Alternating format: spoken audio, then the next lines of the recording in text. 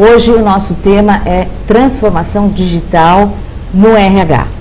Esse é um tema que tira o sono dos empresários já há algum tempo e eu agradeço a todos pela participação aqui ao vivo conosco e também a APData que possibilitou esse nosso encontro. Aqui comigo está o Guilherme Cavalieri. O Guilherme é presidente da HBR. Meu Deus, hoje vocês me desculpem, acho que nós atrasamos, eu fiquei da BRH São Paulo, né? E também superintendente de RH do AC Camargo Cancer Center. Bem-vindo, obrigada por aceitar o nosso convite. Prazer muito grande estar aqui com vocês e ter a oportunidade de falar sobre esse assunto que, de fato, se já está tirando o sono de alguns empresários, de RH também está tirando. Então, bacana a gente ter essa oportunidade de conversar um pouco. Tá. O que nós combinamos aqui, eu e o Guilherme, é que ele vai fazer uma pequena apresentação geral e depois nós vamos começar o nosso bate-papo. Vocês que estão aí podem participar também fazendo perguntas. Ponham hashtag e a pergunta que vocês querem fazer e nós aqui, na medida do possível, vamos respondê-las. Tá bom? Então, Guilherme, por favor. Eu acho que seria interessante, só para dar um contexto, a gente começar essa apresentação, eu não gostaria de tomar o tempo todo. A ideia é a gente rapidamente dar um contexto desse tema de transformação digital, como a área de RH está sendo impactada, e abrir um tempo para a gente conversar e dialogar e conversar sobre as eventuais dúvidas. Vamos lá, então? Bom, o que eu pretendo abordar nessa apresentação, vai aparecer na tela já um minutinho, basicamente são esses 4 tópicos, né? Eu queria comentar um pouco sobre o contexto, né, esse novo mundo digital, o impacto para as pessoas e organizações, os desafios e possíveis alternativas que a gente possa encontrar e debater juntos. Eu vou sempre usar essa foto é de um sobrinho, e na verdade o que mais impacta é o olhar da irmãzinha dele, né, Siena, para o computador do pai, né, na verdade para o celular do pai. E essa é a geração que já nasceu digital, né? Então tudo que a nossa geração teve que estar tendo o desafio de atravessar, essa geração já nasceu assim, já com esse olhar, né, vidrado na tela e lidando absolutamente de maneira corriqueira desde que nasceu, e essas são as pessoas que vão chegar ao mercado de trabalho daqui a pouquinho, né? Quando a gente fala da nova economia e dos impactos do que está acontecendo em relação à transformação digital, essa análise que é feita sobre a utilização da internet ao longo dos anos, né? Então desde 2001, vocês podem ver aí no topo da tela, 7,6% da população naquela oportunidade de 2001 estavam conectados à internet. E caminhando nessa mesma linha, vocês veem ali quais eram as empresas, as 5 maiores companhias do mundo, né? GE, Microsoft, Exxon, o Citi e o Walmart. E aí, seguindo para os anos subsequentes, né, chegamos a 2017, que foi o último dado que a Singularity mostrou nesse estudo, talvez esteja atualizado, mas ele já dá um contexto bastante interessante, que hoje, por volta de 50% da população já está conectada à internet, né? Mas o que é mais interessante avaliar desse estudo, né, é que mostra uma transformação muito grande no perfil das empresas, né? Se no topo da lista, em 2001, a gente tinha empresas conceituadas, fortemente embasadas em ativos, né, como GE, próprio Exxon, se a gente olhar em 2017, a gente vai ver ali que a gente tem Apple, Microsoft, Amazon e Facebook, né? Eram as 5 principais empresas naquele ano no mundo, e basicamente os ativos delas, comparado com as grandes empresas industriais, etc., são bastante distintos, né? E quando a gente coloca 2030, a expectativa, e eu acredito até que antes disso, a gente já tenha 100% da população conectada, mas a grande dúvida é quais são as empresas que estarão presentes nesse momento, né? Continuarão sendo essas, né? Que tipo de perfil das empresas estarão presentes? Seguramente, o que a gente pode ver como tendência, serão empresas que conseguem oferecer uma boa experiência aos consumidores, né? Então, eu acho que essa mudança de perfil ao longo do período mostra que as empresas hoje oferecem uma experiência bastante diferenciada para os consumidores. Esse gráfico é interessante porque ele mostra uma evolução da solicitação de desligamento das empresas, né? Então, a gente, desde 98 até 2018, embora tenha um pouco altos e baixos, a gente vê ali que há uma tendência maior das pessoas solicitarem desligamento, né? O que é interessante notar é que o pedido a liberdade que a gente tem para pedir demissão sempre teve na mão dos funcionários, né? Cada um de nós, felizmente, tem a liberdade de escolher onde pode trabalhar. Só que a gente está vendo nesse gráfico é que, a partir de um tempo para cá, de fato, os funcionários estão exercendo esse poder, né? Ou seja, eles estão escolhendo as empresas que façam sentido para eles, né? Os funcionários, os colaboradores têm ficado nas empresas que tenham um propósito, que atendam os seus valores e estão lá por opção, não por falta de opção. Isso é uma mudança importante no cenário que a gente tem visto do ponto de vista de recursos humanos, de maneira, eu vou abordar daqui a pouquinho, como é que as empresas têm usado estratégias para reter, né, os funcionários, já que a gente vê essa tendência. Caminhando um pouco mais, quando a gente fala em transformação digital, ela é muito diferente de tudo que a gente viu. Por quê? Porque ela apresenta uma velocidade muito grande, né? A velocidade das mudanças está muito diferente de transformações e processos anteriores. Tem uma amplitude muito grande, a profundidade e o impacto são gigantescos. E a gente está falando aqui não só impacto nas empresas, né, mas impacto na sociedade como um todo, né? Quando a gente tem hoje um smartphone na mão, a gente tem um poder aqui espetacular. A gente consegue ter aplicativos que nos colocam em contato com órgãos públicos, com empresas, a gente faz a nossa voz ser utilizada e percebida por aqui. Então, é um poder muito grande. E essa transformação digital tem permitido esse tipo de interação que nós, enquanto consumidores, usuários e cidadãos, temos com o mundo digital. Acho que a grande virada, né, quando a gente olha hoje para os modelos organizacionais, ele vem do Manifesto Ágil 2001, quando algumas pessoas da área de tecnologia decidiram que alguns princípios deveriam estar presentes quando novos sistemas, novos softwares ou novos processos estariam sendo disponibilizados. E essas afirmativas que vocês podem ver aí, né, provavelmente alguns de vocês já devam ter visto, mas ela valoriza basicamente o indivíduo, né? O indivíduo tem mais importância do que os processos, né? Os produtos são mais importantes do que simplesmente a documentação. Claro que documentar é importante, mas vamos privilegiar os produtos e os serviços que a gente oferece, né? Que a colaboração é mais importante do que uma negociação, né, com os clientes. E, finalmente, que a gente deve responder às mudanças ao invés de ter simplesmente planos estruturados, previsíveis para muitos anos, né? A gente tem que ter agilidade para poder responder aos planos, às demandas que ocorrem nas organizações. Quando a gente vê o impacto nas pessoas e nas organizações que esse novo mundo está nos apresentando, a gente vê que a partir de agora, a gente passa a planejar de forma diferente, né? A gente começa a envolver um número muito maior de pessoas no processo como um todo de planejamento, né, que a gente chama dos stakeholders, e nós estamos, ao mesmo tempo que a gente está se apropriando de novas tecnologias, novas ferramentas, quer seja através da própria transformação digital. Há algumas ferramentas que foram desenvolvidas nas décadas passadas, né, como o Kanban, né, como as organizações Lean, estão presentes hoje. Então, o que é muito interessante é que a gente consegue ver metodologias do passado sendo utilizadas, sendo repaginadas e utilizadas no contexto atual, quando a gente pensa nas novas formas de organização. Comentei agora há pouco que as pessoas estão mudando e fazendo valer os seus desejos de permanecer nas empresas. Como é que as empresas têm procurado ampliar a sua importância e se tornarem relevantes, né?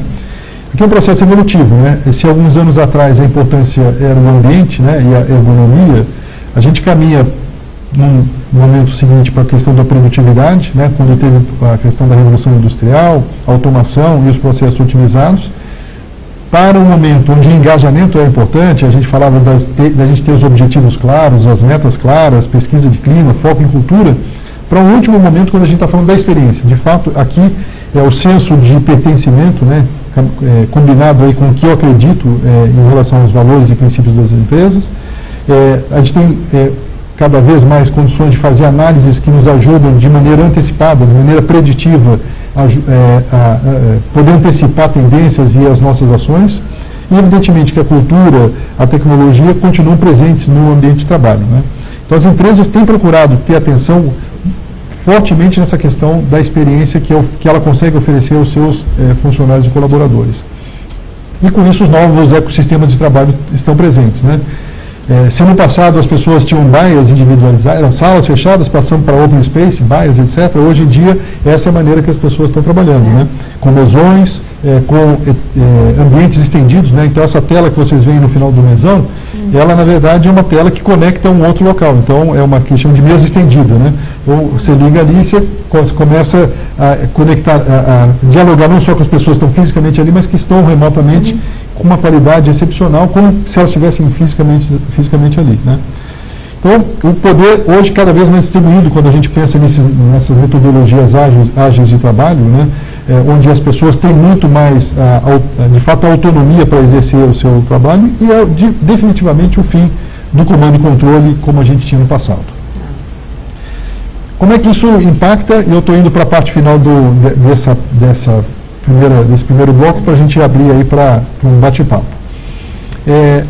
As estratégias das empresas precisam, olhando para nós, né, dentro de recursos humanos, precisam de fato contar com com a nossa colaboração, né? Quando a gente olha principalmente com esse cenário, né, com esse ambiente de organizações de trabalho ágil, quando a gente pensa que o poder está distribuído, que isso afeta fortemente na cultura, as estratégias das empresas precisam prever fortemente essa questão do recurso humanos ajudando a criar os ambientes, criar as estratégias, não só para reter, mas principalmente para garantir que as pessoas estejam participando de maneira muito efetiva, né? Agora, quando a gente olha definitivamente para dentro das nossas responsabilidades, né, olhando assim funcionalmente o papel de RH, a gente, nesse novo contexto, a gente tem que revisitar todos os processos de RH. A gente tem que pegar o ciclo de vida do funcionário, desde a maneira como a gente se apresenta enquanto empresa para fazer um processo de atração de novos funcionários, depois como a gente seleciona as pessoas, como a gente faz o processo de integração, né, o onboarding dentro das empresas, até o desligamento, né, até quando as pessoas se desvinculam da empresa. Isso tudo precisa ser revisto, né, passando pelos processos de avaliação de desempenho, pelos processos de desenvolvimento, de gestão de remuneração, metas, contratação de metas, etc. O modelo que a gente vinha exercendo até então, e 99% das empresas ainda atuam assim, não atende mais esse mundo ágil de trabalho, não atende mais as expectativas das pessoas, né? Os ciclos são menores. As expectativas que as pessoas têm das empresas é completamente diferente do que a minha geração quando começou a trabalhar tinha, né? Então, a gente de fato tem que revisitar todos os processos de recursos humanos, olhando principalmente a melhor experiência que a gente consegue oferecer para o funcionário, né? O recursos humanos, durante muitos anos, desenvolveu os processos olhando para dentro das competências de RH, e esqueceu talvez de botar o olhar na necessidade, no que é importante como experiência para o funcionário. Agora é o momento da gente revisitar todos esses processos. Precisamos criar um ambiente de trabalho onde as pessoas se sintam engajadas, né? Então, inteligência emocional tem sido muito falada e ela nunca esteve tão importante quanto hoje, porque a pressão é grande, né, e as pessoas têm que lidar com incertezas, e se a gente não tiver um domínio onde a gente consiga controlar e lidar com os impulsos, a gente de fato vai criar organizações tóxicas que não são aderentes ao que as pessoas têm interesse. E passa fortemente pelo autoconhecimento, né? Qual é o meu sonho, o que eu quero realizar dentro dessa empresa, quem pode me ajudar a realizar o sonho, né? São perguntas que a gente tem que fazer para ajudar nesse processo de engajamento das pessoas dentro das organizações. O propósito a gente já falou, né, qual é o significado do trabalho. Quando eu estou engajado numa empresa, isso é importante.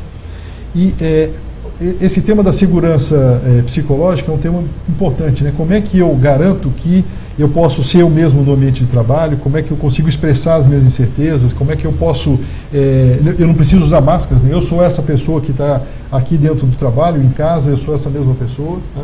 E como é que eu posso, evidentemente, mostrar minhas vulnerabilidades sem me comprometer, sem me sentir inseguro. Isso compõe o que a gente chama da segurança psicológica, que é absolutamente necessário estar presente nas organizações.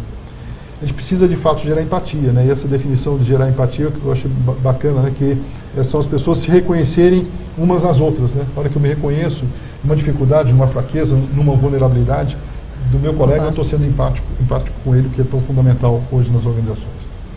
Para concluir, algumas reflexões, né? Eu acho que a gente cada vez mais tem que ser, nós temos que ser nós mesmos nas organizações. Se a gente tiver dificuldade de implementar essas transformações digitais, como conseguir ser mais efetivo, vamos fazer benchmark. Tem empresas já talvez que já estejam mais avançadas do que a gente, então bata no seu colega, converse com o seu colega e vá fazer uma visita, veja as dificuldades que ele já teve na sua organização ao fazer essa transformação digital. Procure ver o que está dando certo. Se estiver pegando, você tem que avaliar se esse é o momento de você mudar de emprego, né? Isso pode acontecer, né? De novo, temos que estar nos locais de trabalho porque são as nossas opções, né? E as startups, né, que estão aí presentes estão mostrando que são alternativas interessantes de trabalho, né? A gente tem que conectar cada vez mais com essas startups que estão presentes. Eu vou pular esse slide porque eu queria só concluir aqui dizendo o seguinte: esse número não está 100%, né? Hoje cedo eu vi, na verdade a gente está falando de por volta de 12 milhões e meio de desempregados e não 13 milhões, o que é bom, né? Mas é um número ainda muito grande, né? E além disso, né, além da gente ter 12 milhões de desempregados, a gente tem 200 mil, por volta de 200 mil vagas abertas em tecnologia que as empresas não conseguem preencher, né? Esse gap entre o que as empresas estão buscando e o que as pessoas estão oferecendo é algo absolutamente preocupante quando a gente pensa no processo de transformação digital, né? Eu queria encerrar com o último slide que comenta qual deve ser a nossa responsabilidade, né? Nossa responsabilidade é o que nós na BRH estamos lançando, é de trabalhar empresas privadas junto com o setor público, né, no sentido de reduzir o impacto que a transformação digital possa causar no desemprego, né? Se a gente tem hoje 12 ou 13 milhões de desempregados, com o avanço da transformação digital, com máquinas substituindo seres humanos, se a gente não fizer uma viagem, né, uma transição bem feita, esse número piorará ainda mais, né? E o que a gente tem lançado, temos começado a discutir na BRH, é de lançar o que nós estamos chamando de um pacto pela digitalização responsável, né?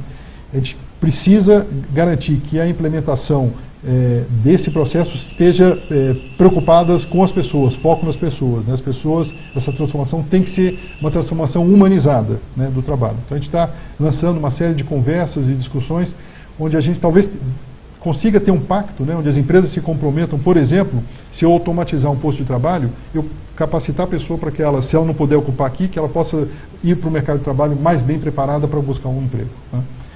Então, eu fui do micro, né, dentro da empresa, para o macro, olhando um pouco mais o ambiente, mas é mais para dar uma pitada do que a gente está vendo enquanto impactos, né, da transformação digital para a função de RH e para nós enquanto responsabilidade social, né, que a gente tem enquanto profissionais de pessoas também que está preocupado. Então, com isso eu queria abrir aí, Ana, para responder as suas perguntas e para os colegas que estão participando também. Guilherme, você falou, é fantástico, né? Você tem toda essa tecnologia chegando, mas como você mesmo disse, não é só a tecnologia. Quando nós falamos em digital, é muito mais amplo, né? Então, a minha questão, o que é que nós estávamos conversando um pouco antes? O que é esse RH digital, né? Claro, nós temos várias plataformas, uma série de serviços muito úteis nas questões de processos mesmo, né? Processos, cálculos, uma série de coisas que ajudam muito as empresas a economizar tempo, a ser mais eficiente, aumentar a produtividade nessa área. E deixa livre tempo para você pensar mais estrategicamente, né? Mas, então, eu queria insistir um pouco nisso. O que é pensar estrategicamente do ponto de vista digital? Eu até vou dar um exemplo nosso. Aqui na HBR, nós temos uma edição digital, né? Mas que até o momento, a experiência digital ainda é muito parecida com a experiência impressa. Então, nós não somos digitais, ou pelo menos não me considero ainda digital. Mas estamos começando agora com uma inteligência artificial a partir do ano que vem, aliás, a novidade em primeira mão para vocês que nos ouvem. Nós vamos ter a adoção de uma inteligência artificial que vai transformar realmente a busca, né, e a participação do nosso leitor, que hoje busca por artigo, busca por autor, busca por palavra. Ele vai passar a buscar por tema de seu interesse. E isso virá para ele de uma forma tão personalizada, né, porque nós vamos poder acompanhar o perfil dele dentro do nosso ambiente.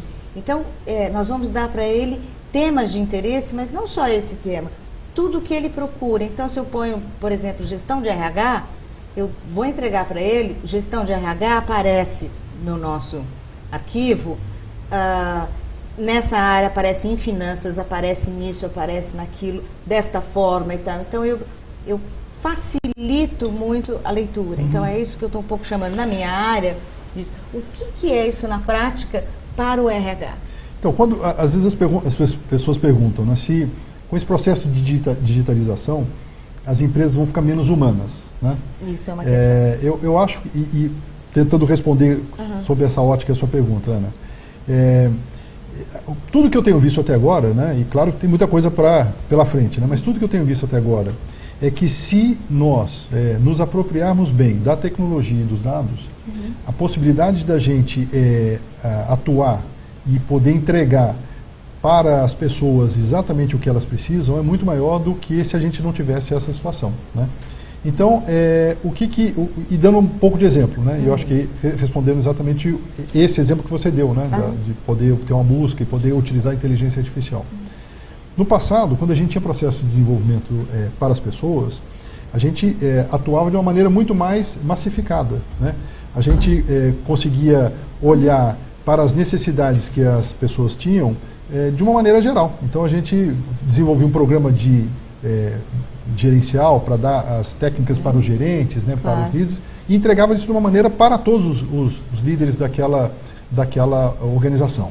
A gente deu um passo a mais, onde a gente utilizou um pouco mais nós criamos alguns clusters, né, e podemos segmentar um pouco mais o mercado, né, então começamos a criar processo de desenvolvimento que atenda um grupo talvez por níveis, né, então provavelmente a necessidade de técnicas de liderança de uma pessoa num nível mais sênior seja um pouco diferente de alguém que está no início de carreira, que tem uma equipe menor, mais operacional, né, começamos a customizar um pouco mais. Com o desenvolvimento da tecnologia e dos dados, a gente consegue entregar o que é importante para a pessoa, onde é que está o gap para a pessoa. Então, utilizando exatamente esse exemplo que você deu, né, através da busca, aquela pessoa vai poder exatamente ter acesso ao que precisa para cumprir o seu plano de desenvolvimento individual, o gap que ela vai precisar cobrir. Então, isso é muito, do ponto de vista de gestão de pessoas, isso é muito melhor do que a gente fazer processos massificados, onde vai atender para uma parte das pessoas e não para outra um programa de desenvolvimento. Né? São aqueles famosos treinamentos onde todo mundo vai. Os massificados. E metade nem sabe bem o que está fazendo ali, quer dizer, então a empresa investiu, né, e não investiu tão bem porque as pessoas não aprendem, não enriquecem, porque não gostariam de estar lá, na verdade. Porque às vezes não era aquilo que ele precisava, exatamente. Isso vale para desenvolvimento, assim que funciona. Se a gente pegar essa mesma inteligência artificial, né, a mineração dos dados, né, e aplicar, por exemplo, para a gestão de benefícios, né, hoje as empresas ainda oferecem benefícios para os seus funcionários de maneira massificada. Né? Plano de saúde, dá para todo mundo. Você pode segmentar um pouco, dependendo do nível, tem um plano de saúde diferente, mas é o plano de saúde para todo mundo.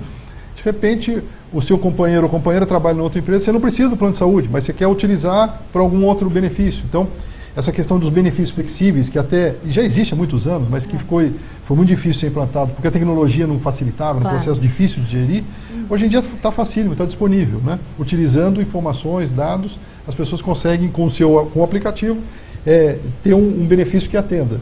Então, vale desde processos seletivos, é a mesma coisa, né? Você utilizar os dados para poder fazer um processo seletivo mais assertivo. Né? Então, eu acho que isso ajuda muito as empresas, né? o nosso tempo. Eu queria voltar a essa questão do processo seletivo, mas eu tenho aqui uma pergunta que era justamente sobre a experiência, perdi aqui, estão chegando muitas perguntas, eu agradeço, do Hélio Godoy. Gostaria que você falasse um pouco a respeito do Employee Experience, que é um assunto que tem estado no radar de vários RHs, falando do mundo digital. Eu acho que era um pouco isso que você estava falando, né? Como é que eu me encaixo mais como indivíduo. Então, quando dizem, tinha uma outra questão, eu estou sumarizando algumas questões, porque tem alguns perguntando, bom, e como é que fica o lado humano? Se eu estou entendendo um pouco o que você está me dizendo, olha, nós estamos usando a tecnologia para, né, trazer uma satisfação para o ser humano.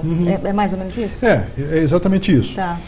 Eu trabalhei durante 7 anos na Serasa e a gente teve a oportunidade de começar a revisitar esse ciclo de vida do funcionário, utilizando exatamente esse conceito da experiência do funcionário. Né?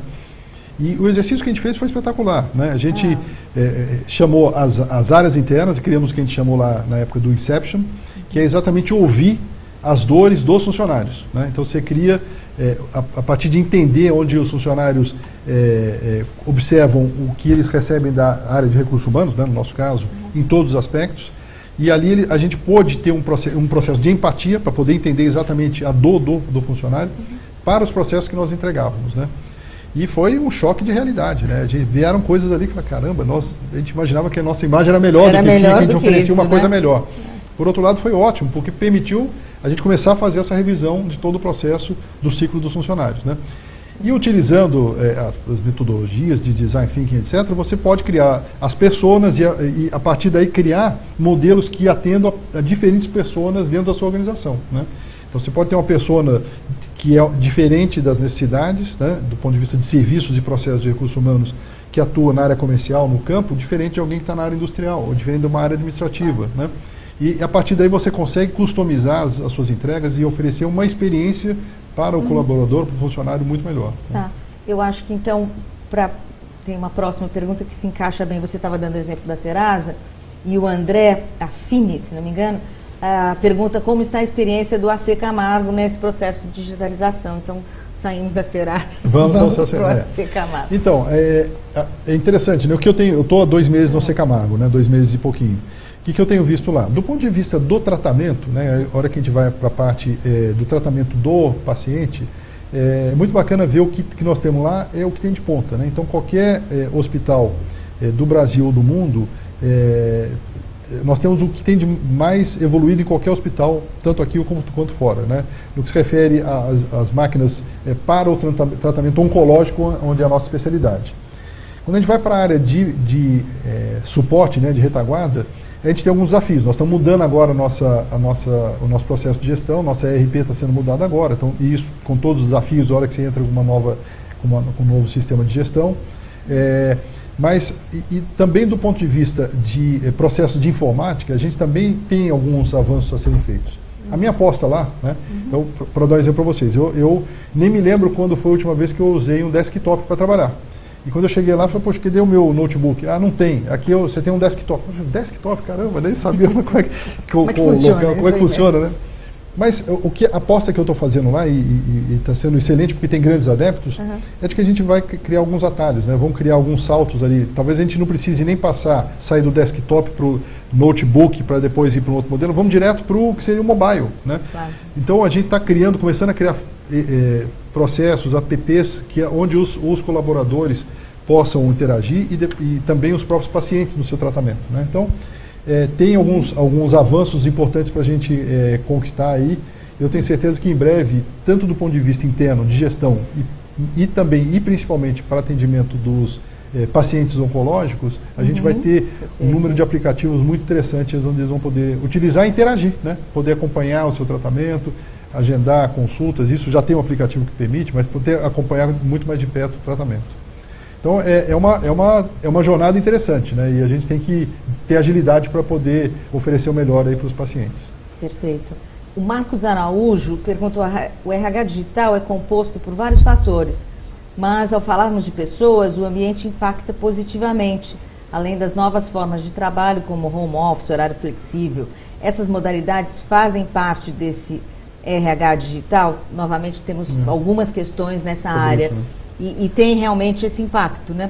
E eu queria juntar a questão do Marcos, porque, claro, você tem horários flexíveis, você tem home office, você está ampliando, né, as possibilidades. De novo, acho que a experiência do colaborador, né? Eu não preciso mais bater ponto. Sem dúvida. Né? Eu tenho mais agilidade. Ou você pode bater ponto eletrônico, né? A hora que você está logado, automaticamente está. Sim, o sistema reconhece que você está. Você trabalha muito mais por produtividade, né? Você é um respeito até as pessoas, né? Você tem uma tarefa, você cumpre aquela tarefa. Se você leva 5 horas, 6 horas, enfim, você combinou um prazo, você vai entregar aquilo da melhor forma possível. Você não precisa ficar sentado na cadeira 8 horas, né? Então, acho que até é uma questão de respeito. Mas uma coisa que isso traz, que talvez não seja tão bom, isso que eu queria escutar de você, tem a ver com a cultura, né? Que eu já fiz essa pergunta, eu estou sempre insistindo nessa pergunta. porque você põe as pessoas para fora sim, né? Para sua casa e tudo mais.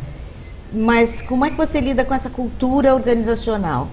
Com pessoas tão dispersas, em locais diferentes, muitas vezes com culturas diferentes. Então, e isso, me parece, é uma coisa da liderança da empresa, mas muito ligada ao RH. Então, como esse RH digital, não é, lida com quase essa, digamos, não seria uma oposição, mas tá, eu dou liberdade, mas ao mesmo tempo cultura organizacional é fundamental. Bom, em relação a essa questão do trabalho remoto, né, que já é presente em boa parte das organizações já há alguns anos, de certa forma ela até antecedeu essa questão toda da transformação digital. Né? Então, o horário flexível, o trabalho remoto já existia antes até da gente estar com essa moda toda, com essa preocupação toda da transformação digital. Ele é fundamental porque, de novo, isso amplia o engajamento das pessoas, né, e principalmente quando a gente vive em centros grandes como São Paulo, por exemplo, de mobilidade urbana é um desafio, né, enorme. Você poder trabalhar de casa é excelente, né? Te dá uma qualidade de vida muito melhor. Em contrapartida, dificulta essa questão da gestão da cultura, etc. Uma das possibilidades que algumas empresas têm adotado é de ter alguns rituais onde você tenta garantir alguns dias do mês das pessoas fisicamente estarem na organização, né? Por algumas razões. Primeiro, para poder conviver com os colegas fisicamente e ter oportunidade de participar eventualmente de algumas reuniões presenciais, né? E onde também, naquele momento, seriam oportunidades onde alguns rituais de reforço da cultura organizacional seriam exercidos, né?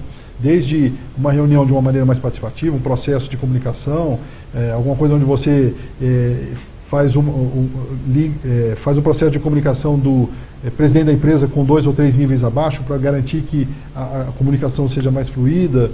Então, que são artifícios que podem e que caracterizam a cultura da empresa, né?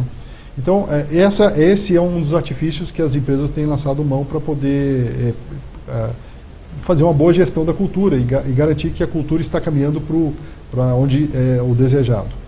Agora, evidentemente também que o relacionamento que as pessoas têm, né, às vezes remoto, eles também conseguem garantir também muito essa questão da cultura, né? Você estava comentando agora há pouco essa questão da marcação de ponto. Isso a questão da confiança é fundamental, né? Isso é um traço cultural, né? Dizer, olha, não existe mais comando e controle, as pessoas são mensuradas pelos resultados que entregam, né? A autonomia está presente nos times de trabalho. Então, são características que, mesmo remotamente, né, a cultura da empresa pode estar presente, né? Então, acho que as duas coisas funcionam e podem ser complementares, né? Caio, como você vê a aplicação do People Analytics como gestão e desenvolvimento do pessoal? Então, eu acho que assim, só queria fazer uma consideração para a gente separar bem, né, o que é de fato People Analytics e o que é a gestão de KPIs, né, dos indicadores, né. Quando a gente fala dos indicadores de performance, que às vezes as pessoas ainda confundem com People Analytics, é claro que ele é importante, né. Então você olhar o seu nível de absenteísmo, os seus custos de folha de pagamento, custo de benefícios, isso é fundamental para a gestão de pessoas da empresa. Mas isso é a gestão de KPIs, né. Isso você está olhando os dados para as coisas que já ocorreram. Você está com o espelho retrovisor ali das coisas que já ocorreram e você, a partir dali, você pode tomar decisões para tentar fazer uma boa gestão. Quando a gente vai em People Analytics, a gente está olhando muito mais os dados preditivos, né? Olhar para o futuro, né? Ter uma análise preditiva de coisas, tentar antecipar possibilidades que possam ocorrer na sua organização. Uma das ferramentas que a gente desenvolveu foi uma análise preditiva que antecipasse a possibilidade de uma pessoa deixar a empresa, né? Então a gente usou lá 15 a 20 diferentes combinações variáveis e que elas juntas conseguiam, com uma boa eficiência, né, com uma boa índice de acerto, boa precisão, dizer que uma pessoa tinha mais propensão de deixar a empresa do que outra, né, considerando uma série de coisas que já estão disponíveis na sua empresa. É só você combinar os dados e criar esse índice. Isso é ótimo, porque você está trabalhando de maneira proativa, né? Você não precisa ter que fazer uma contra-oferta para alguém que pediu demissão porque a pessoa é importante. Se ela é uma pessoa importante para você e se ela está com uma tendência forte, fazendo análise preditiva de deixar a sua empresa, proativamente você pode oferecer, e aí de novo usando os dados, coisas que são importantes para ela. Às vezes nem sempre é salário, né? Às vezes é um curso no exterior, pagar uma pós-graduação, fazer uma movimentação lateral, oferecer carreira em outras oportunidades, em outros segmentos da sua empresa. Então, A questão de analytics é um aliado extraordinário para a gestão de pessoas. São chamados mobilizadores, né, Guilherme? Você precisa... É fantástico como essas ferramentas permitem você saber os mobilizadores dos seus colaboradores. Então, em vez de ficar aquela questão dos benefícios, né? Vários, você vai direto ao ponto. E tem várias empresas fazendo isso, é muito interessante, nós vimos algumas pesquisas. E as pessoas querem, claro, o salário faz parte, mas aumento de salário, eu não saberia dizer para vocês agora, mas eu prometo mandar para todos que estiveram aqui, onde é essa pesquisa, fica em 4º lugar. Como motivador. Como motivador para alguma coisa dentro da empresa. Grande parte das pessoas ficam nas empresas se elas sentem que elas estão se desenvolvendo, que elas estão aprendendo, né, que elas estão sendo melhores profissionais. Normalmente está no topo da pirâmide aí quando a gente faz as pesquisas que mostram que são temas importantes para reter pessoas, né? Então, oferecer um ambiente de desenvolvimento para as pessoas é fundamental, né, para ampliar o engajamento. Tá. Queria voltar um pouco lá para a nossa tecnologia mesmo, do digital, de inteligência, uso de inteligência artificial, porque a tecnologia está entrando até, né, para desenvolver metas, mas também entra na contratação, como você mencionou um pouco antes. E nós temos publicado alguns artigos que fazem alertas para esse uso dessa tecnologia sem os devidos cuidados, que muitas vezes é feito, porque em vez de deixar mais impessoal a escolha, na verdade, continua com grande viés, né? Nós publicamos um artigo do professor Peter Capelli de Wharton, que ele estava dizendo, olha, a Amazon, né, começou a usar em 2014 uma inteligência artificial para trazer talentos e melhorar.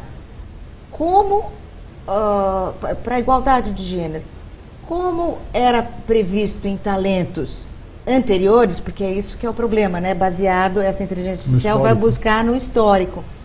A máquina prejudicava as mulheres até nos programas feitos para as mulheres. Por quê? Porque ao longo da Amazon, na história da Amazon, a preponderância de bons talentos ficava com os homens. A Amazon não conseguiu resolver o problema e suspendeu em 2017. No fundo, isso que você está falando... Como é que fica isso? Né? O que o RH... Aí eu vou... Qual é a responsabilidade do RH nisso? Claro. Esse exemplo da Amazon nada mais é do que um viés inconsciente da máquina. Exato. Né? A máquina tem viés inconsciente, claro, porque quem programou a máquina botou uma série de condições ali para a contratação. Como o viés dele ser humano. Né? Ele transferiu para a máquina e a máquina passou a ter um viés. Né? Então,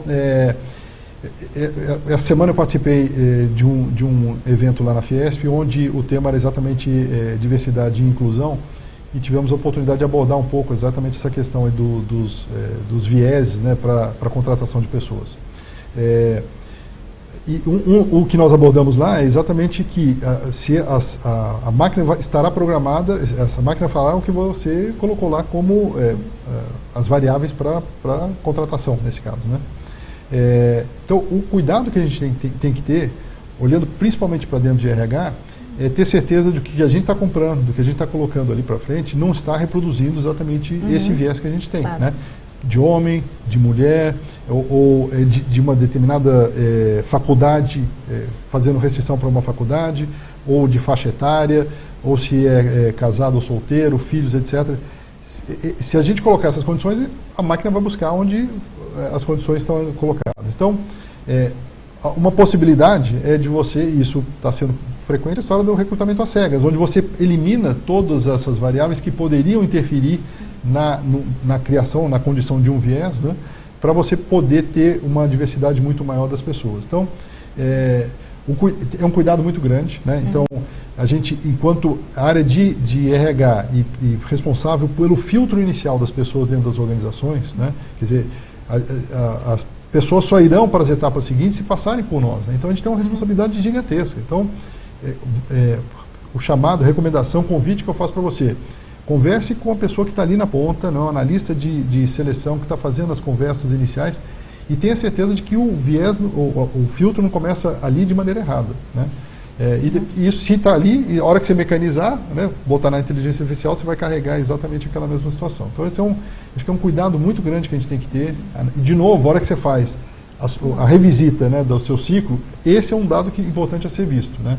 Se você está, de fato, trazendo a diversidade para dentro da sua organização, ou se você está ainda colocando condições que, infelizmente, não trazem essa possibilidade. Né? Nós cometemos um aqui grande, por questões de locomoção em São Paulo e tal, que é onde a pessoa mora, né? Que geralmente a ideia é boa, né? As pessoas que moram mais longe, transtorno, tempo, você quer melhor. Mas quem mora mais longe, geralmente, né, são as pessoas da classe C, D, enfim, conforme. Você acaba segmentando. E geralmente, né?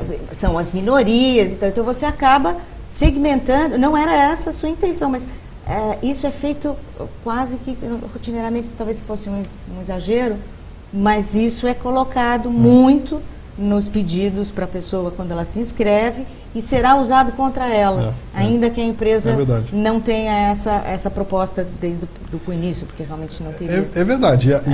Por outro lado, de novo, voltando à história do home office, pode ser a tecnologia hoje disponível, né, pode fazer com que a questão da mobilidade urbana seja reduzida se você está trabalhando em casa. Então, acho que essa é um antídoto, vamos dizer assim, para esse problema que você acabou de levantar, né?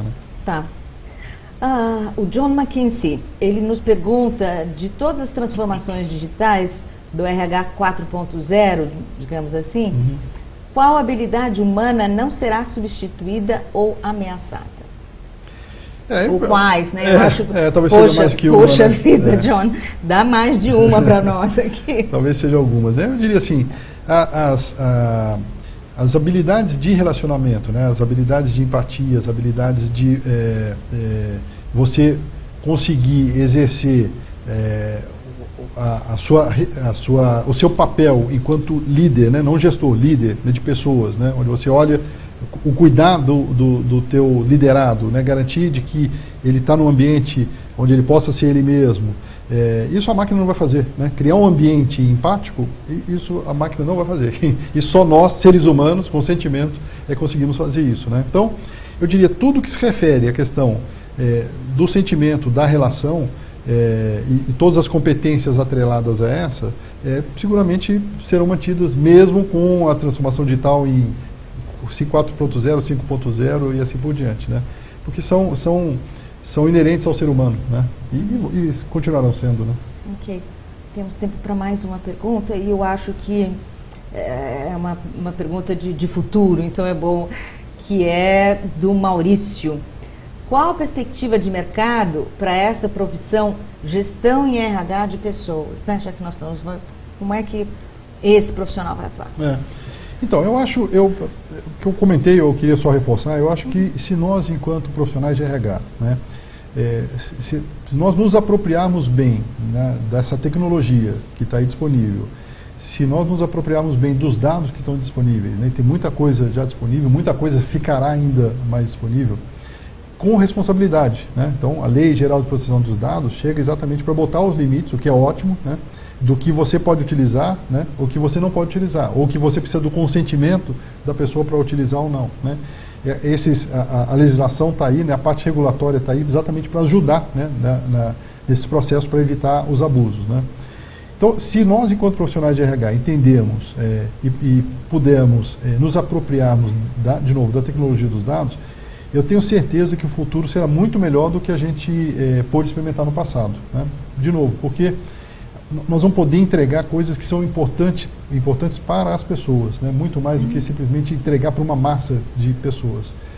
E que eu acho que essa é a nossa função cada vez maior, né? E isso nos reserva um futuro, né? Porque, de novo, são atributos que nós, enquanto profissionais de RH, teremos cada vez mais a responsabilidade, né, desse processo da humanização da empresa, né? As empresas são formadas por pessoas com sentimentos e esse é o nosso papel, né, de poder criar um ambiente onde as pessoas se sintam bem, estejam engajadas e, evidentemente, tenham propósitos que façam sentido e que estejam alinhados.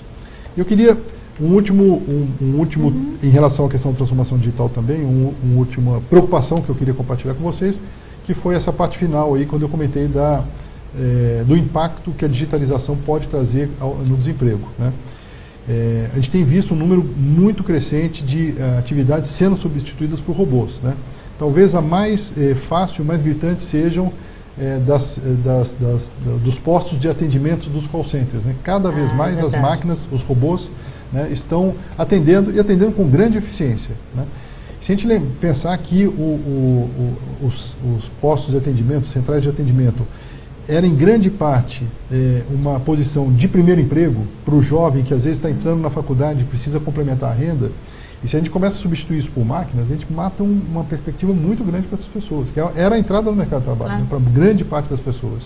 Então, de novo, eu acho que nós, enquanto pessoas responsáveis pela área de pessoas das empresas, né, cidadãos responsáveis e conscientes da nossa responsabilidade, temos que ter um cuidado muito grande em relação a isso, né? Não dá simplesmente para a gente substituir um homem por uma máquina e pagar os processos, as verbas rescisórias e achar que está cumprido. Não está. Não está. Isso não resolve a nossa situação. Tem uma responsabilidade social. A responsabilidade é muito grande. A gente tem que devolver para a sociedade pessoas melhores que entraram, pessoas habilitadas para poderem viver nesse mundo transformado. O que não é simples, né? Porque às vezes uma pessoa com o primeiro emprego não tem uma habilidade de ser programadora e o mercado está pedindo para um programador, né? Então, a preocupação que a gente tem que ter cada vez mais é de fazer essa transformação digital de uma maneira responsável, né? Eu acho que essa é uma responsabilidade que nós não podemos abrir mão de forma nenhuma. Perfeito. Guilherme, agradeço muito você ter vindo aqui conosco. Obrigado, Ana. Oportunidade bacana de estar aqui, sempre à disposição de vocês e parabéns pela iniciativa. Obrigada. Agradeço a todos vocês que estiveram aqui conosco, a APData, que possibilitou a realização desse webinar, e espero vê-los em breve. Até a próxima.